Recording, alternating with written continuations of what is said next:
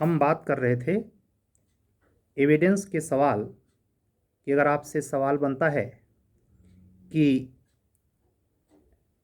भारतीय साक्ष्य विधि में रेफरी के सिद्धांत का क्या अर्थ है,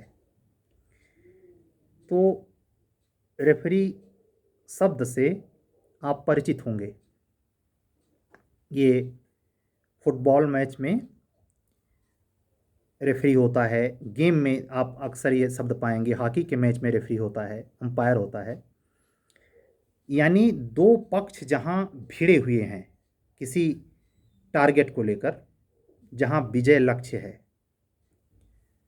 और उसमें उसका निर्धारक कोई तीसरा है, यानी दोनों में से सही कोई खेल रहा है या नहीं खेल रहा है, कहाँ त्रुटि कर रहा है, कहाँ उसको हिदायत देनी जरूरी है, तो तृतीय पक्ष। तो जैसे रेफरी के बारे में सवाल बने तो आपका दिमाग पूरे भारतीय साक्ष्य विधि के 167 सेक्शन में से कहाँ सिमट के आ जाना चाहिए? सेक्शन 17 से 27 तक के बीच में। अब आपको सोचना है कि ये कहने का क्या मतलब, क्योंकि यही वो इतना 17 से 27 ये जो 10 सेक्शन हैं, इसमें किसी भी अपराध के संस्वीकृति, स्वीकृति और पक्ष विपक्ष तथा तृतीय पक्ष की बात आती है, इसके अलावा नहीं। तो आप इस रेफरी के सिद्धांत के लिए, जिससे अक्सर प्रॉब्लम पूछी गई है और उस प्रॉब्लम में व्यवहारिक तौर पे जो समस्या आती है प्रश्न को पढ़ते ही, अगर आप जानते हैं तो कोई दिक्कत नहीं है। लेकिन कभी कभी ऐसा होता है, मान लीजिए आपने पढ़ा नहीं है, तो आपका दिमाग कैसे हिट करेगा, या आपका दिमाग उस सवाल को अगर करना चाह रहा है, आप इस स्थिति में हैं कि कुछ तथ्य आपको पता है, कुछ याद नहीं आ रहा है, तो उन स्थितियों में आपको ऐसा ही कुछ रिजर्व रखना चाहिए। ये रिजर्व कहते नहीं, वो गाड़ी में रिजर्व लगा है, कहीं विपरीत परिस्थिति आ गई तो रिजर्व वाला ऑयल प्रयोग करके और गाड़ी तेजी से भगा के पेट्रोल पंप तक पहुंचा लिया जाता है। तो ये रिजर्व वाला सिचुएशन भी अपने दिमाग में जनरेट करना चाहिए। सेक्शन 20 एविडेंस एक्ट इस रेफरी के सिद्धांत की बात करता है, उसको मैं व्यवहारिक रूप से, उसमें क्या है, उससे जुड़ी क्या बातें हैं, वो आप बेरेक्ट से देख ले, लेकिन उसको व्यवहारिक स्तर पे बिल्कुल समझने के लिए आप ऐसे समझें जैसे कोई पशु खरीदने के लिए कोई आदमी किसी के यहाँ पहुँचा, मान लीजिए उसका घोड़ा है या कोई जानवर है जो उसको क्रय विक्रय करने की बात है, पहुँचा, लेन देन हुआ कि क्या आप इसको बेचते हैं, सौदा तय हो गया। फिर उसमें उसको कुछ ऐब दिखाई पड़ा। अब कहा भाई अगर आप हमको विश्वास नहीं है, हम आपसे कितनी दिन बार से कह रहे हैं कि हमारे घोड़े में कोई दोष नहीं है, ऐसा कोई बात नहीं है, ये बातचीत हो ही रही है, इतने में कोई थर्ड आदमी बगल में उनके पड़ोसी का कोई आ गया, तो वो आदमी कह रहा है अगर हम पर विश्वास नहीं है तो इनसे पूछ लो, ये तीसरे हैं। यही तीसरा रेफरी है। सेक्शन 20 इसी के सिद्धांत को, इस तरीके का माइंड में आपकी इमेजिनेशन जाना चाहिए। जब केस आए आपके सामने तो आपका दिमाग खट से हिट करे। सोचिए नहीं कि इस छोटी छोटी बात के लिए आपको दिमाग में चीज़ें गणित की तरह हो जाए, नहीं, बिल्कुल पानी की तरह सरल। तो इसमें यही सेक्शन 20 इसी बात को कहता है, वह कथन जो उन व्यक्तियों द्वारा किए गए हैं जिनको वाद के किसी पक्षकार ने किसी विवादग्रस्त विषय के बारे में जानकारी के लिए अभिव्यक्त रूप से निर्दिष्ट किया है। प्रत्यक्ष तो कह रहा है कि इनसे पूछ लीजिए, बस बात खत्म हो गई। सेक्शन 20 डाला, उसके कंटेंट डाले, एलिमेंट लिखा और प्रॉब्लम इससे संबंधित है और वहाँ वो ग्राह्य है। अगर तृतीय पक्ष बातें सही कह रहा है, उसकी बातें स्वीकार सुसंगत मानी जाती हैं। प्रस्तुत समस्या जो भी इसके अंतर्गत आती है आप उसमें जो है उसको लिखिए। जो निर्दिष्ट कर देता है वो एक प्रकार से आर्बिट्रेटर का कार्य करता है, मध्यस्थ। एक क्वेश्चन आया था आपकी बार विभाजक करके, सोचिए प्री में एक क्वेश्चन आया था, अभी तक मध्यस्थ करके पूछ रहा था, अब विभाजक करके पूछा है। मध्यस्थ लिख देता तो छाती फट जाती कि एविडेंस में साक्ष्य कहाँ लागू अप्लाई नहीं होगा, साक्ष्य के अंतर्गत कौन, न्यायालय के अंतर्गत कौन नहीं आता है।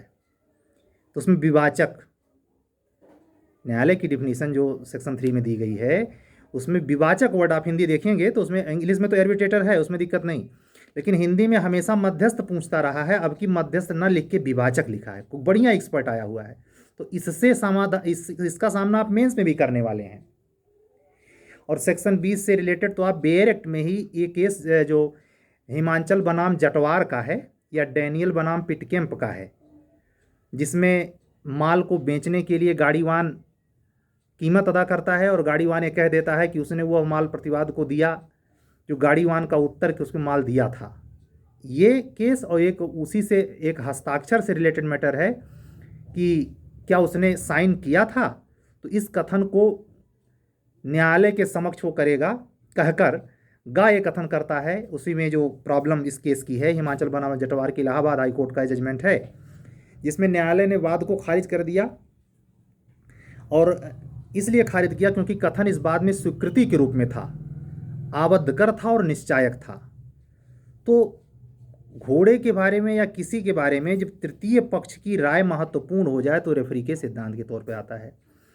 ऐसे ही बहुत सारे लगभग हर सेक्शन पर एविडेंस एक्ट में अच्छी खासी प्रॉब्लम इलिस्ट्रेशन से पूछी जाती है। उसमें सेक्शन 20 पे बेयर एक्ट में ये चीज़ें मेंशन करते जाइए, और आप वो जब मेंस में लिखने की बारी आए तो आपका दिमाग जो है अपने बनाए गए नोट्स पर टिकना चाहिए, खुली हवा में या खुले इमेजिनेशन में नहीं। जब आप वहाँ टिकेंगे आपका मस्तिष्क बिल्कुल संतुलित रहेगा, तो आपने जो टिक मारे हैं अपने बेयर एक्ट में, जहाँ वो केस ला नोट कर रखा वही हिट करेगा। अगर ये सब नहीं होता आपके दिमाग में, या आपके पास समय है, आप ईमानदारी से पढ़ते हैं, तो आपके पर्सनलाइज शार्ट नोट्स भी होंगे। थ्योरिकल बनाने की ज़रूरत नहीं है, थ्योरिकल तो किताबें बेयर एक्ट सब है, लेकिन आप इस ढंग से नोट्स बनाइए जिससे लास्ट समय में पूरा रिवाइज कर पाइए, यानी शार्ट नोट्स। और शार्ट नोट्स में भी विसंगति न हो, ये कोशिश करिए। तो कुल मिला के इस तरीके से आप इस परीक्षा को बीट कर सकते हैं। ऐसे ही सामान्य अध्ययन में यही प्रक्रिया सामान्य अध्ययन के हर प्रखंड में लगेगी, चाहे वो इतिहास हो, चाहे भूगोल हो, चाहे करंट अफेयर्स हो। किसी भी बिंदु पर जो अभी अद्यतन बहुत महत्वपूर्ण रहा है, 10 पॉइंट आपके फ्रेश तैयार होने चाहिए with fact. UP commission fact भी मांगता है। जब हायर जुडिशरी में ये पूछ लेते हैं कि वो पटेल जी की मूर्ति कितने इंच की है बताइए, हम यहाँ बैठे बैठे शिकायत करते हैं कि कमीशन इतना ऐसा फैक्चुअल क्वेश्चन नहीं पूछेगा, नहीं पूछना चाहिए। तो यहाँ एचजेएस में क्या हो रहा है, सेंटीमीटर मीटर गया तेल लेने, इंच में पूछ रहे हैं। तो आपको गणित भी थोड़ी आनी चाहिए, मतलब आपका दिमाग सार्वभौमिक होना चाहिए, कहीं कुछ भी पूछा जा सकता है। और कम सीट में सिलेक्शन पाने के लिए आपको कोई गुंजाइश नहीं छोड़नी चाहिए। मुझे पूरा विश्वास है कि अगर आप इन सब सावधानियों को बरतते हैं, ध्यान रखते हैं, और अपनी कलम इस बीच 100 दिन खूब चलाते हैं, धड़ल्ले से चलाइए जितना चला सकते हैं, क्योंकि ये कलम ही, ये चलती हुई कलम वहाँ अगर ये नहीं चली है तो आप जाम हो जाएंगे। और आप जानते हैं आजकल आप ये सीन बहुत देखते होंगे सड़क पर, अगर बड़ी भीड़ में आप आगे गाड़ी बेमतलब का तिरछा कोनी करके जाम किए तो पीछे से इतना हारन बजेगा कि आपका कान फट जाएगा, और तब भी अगर आप नहीं हटाए तो पुलिस वाला आके डांट डपट के आपको रोड से बाहर कर देगा। तो आप रोड से बाहर होने वाली नौबत में ना आएँ, इतना बढ़िया फ्रेश गाड़ी चलाएं। वो कब चलेगा, जब मोबिल हो, डीजल हो, गाड़ी रवां हो, और आप भी अच्छे ड्राइवर हों। नहीं, सब रहते हुए अगर अच्छे ड्राइवर नहीं हैं तो गाड़ियाँ उठा के वहीं रास्ते में से चालान हो जाती है।